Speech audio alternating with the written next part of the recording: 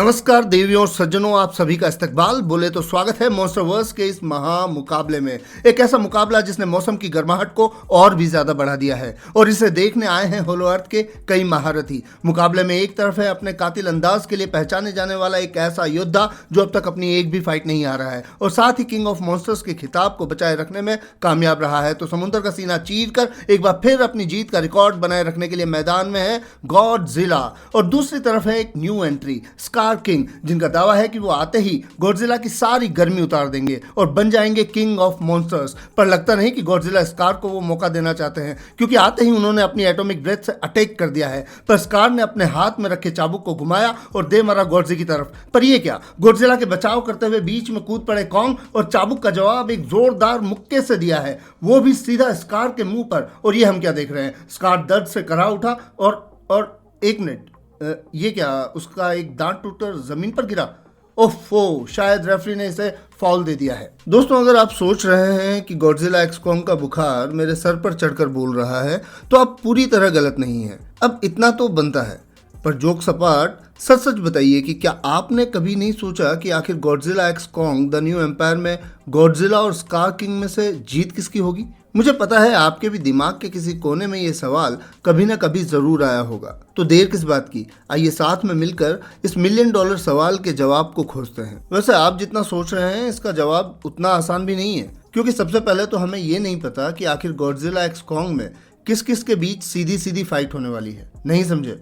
मेरा मतलब है कि हम कॉन्ग को स्कार से और गॉडजी को शीमो से लड़ते देखेंगे, या फिर स्कार को गॉडजिला और कॉन्ग को शीमो से 2-4 हाथ करते देखेंगे। तो आइए इसकी पॉसिबिलिटीज पर नजर डालते हैं। सबसे पहली पॉसिबिलिटी तो ये कि हो सकता है कि सबसे पहले कॉन्ग ही स्कार से मुकाबले के लिए अकेला जाए और वहां वो स्कार को छठी का दूध भी याद दिला दे। वेट, मैं ऐसे ही हवा में ये बातें नहीं कर रहा हूँ। ट्रेलर में हमने देखा है कि कॉन्ग के एक जबड़ा तोड़ पंच से स्कार का दांत बाहर आ गिरता है, तो ये तो सच है कि वो उसे फाइट देने के लायक तो है। और हमें ये भी नहीं भूलना चाहिए कि स्कार कॉन्ग से भले ही साइज में बड़ा और ज्यादा फुर्तीला दिख रहा हो, पर इसके साथ ही वो एज में भी कॉन्ग से काफी बड़ा है। अब यार टाइटन्स हैं तो क्या हुआ, उनके लिए भी एज फैक्टर तो वर्क करता ही होगा। तो हम ये मान के चलते हैं कि पहली सिचुएशन में कॉन्ग स्कार को हरा देता है, जिसके बाद हार से तिलमिलाया हुआ स्कार निकालता है अपने तुरुप के इक्के, बोले तो शीमो को बाहर, और शीमो आते ही कॉन्ग को इंजर्ड कर देती है।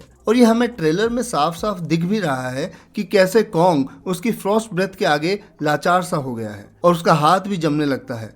अब अगर आप ये कहेंगे कि उसका हाथ को तो स्कार ने भी अपने विप स्लेश से काट दिया था, तो आप गलत नहीं है, पर यहाँ वो उसका लेफ्ट हैंड था, जबकि कॉन्ग ने जो गॉन्टलेट बोले तो लोहे का ग्लव पहना है वो राइट हैंड में है। तो समझ गया? तो कुल मिलाकर ऐसे में कॉन्ग हार का स्वाद चखकर कैसे न तैसे वहां से वापस आता है और फिर गॉडजिला के साथ टीम अप करता है ताकि एक बार फिर से उन दोनों का मुकाबला किया जा सके। अब अगर इस सिनारियो को सच मान लिया जाए तो ऐसे में गॉडजिला की फाइट शीमो के साथ होने वाली है, ना कि स्कार के साथ। दूसरी पॉसिबिलिटी पर अगर ध्यान दें तो ये कुछ मॉरल वैल्यूज के बारे में है। नहीं समझे? समझाता हूँ। दरअसल कॉन्ग को स्कार के साथ और गॉडजिला को शीमो के साथ लड़ना चाहिए, क्योंकि जहां एक और कॉन्ग और स्कार ऐप हैं, वहीं शीमो और गॉडजिला भी कुछ एक ही स्पीशीज के हैं। तो कुल मिलाकर मुकाबला टक्कर का होगा। पर अब ये कोई खेल तो हो नहीं रहा कि प्लेयर्स का वेट देखकर उन्हें कैटेगराइज किया जाएगा। पर बाई चांस अगर ऐसा होता है तो भी गॉडजिला और स्कार का आमना सामना होता नजर नहीं आता। तो यहाँ ऐसा लगता तो नहीं है कि हम गॉडजिला और स्कार को एक दूसरे के आमने सामने देखने वाले हैं, पर फिर भी अगर ऐसा होता है तो आई एम श्योर कि गॉडजिला अपनी एटॉमिक ब्रेथ से स्कार किंग का भुर्ता बना देगा। अब इमेजिन कीजिए, ऑरेंज कलर का भुर्ता। तो भाई लोग, मैंने तो अपने ज्ञान की गंगा आप लोगों के सामने बहा दी है और अब आपकी बारी है। आप इस बारे में क्या सोचते हैं हमें कमेंट बॉक्स में जरूर बताएं, और अगर वीडियो पसंद आई है तो इसे लाइक और चैनल को सब्सक्राइब करना ना भूलें। आखिर इसी से तो हमें एनर्जी मिलती है। तो फिलहाल के लिए इतना ही। मैं आपसे जल्दी मिलता हूँ हमारी ऐसी ही एक और धमाकेदार वीडियो में। तब तक के लिए खुश रहें, मस्त रहें और तंदुरुस्त रहें।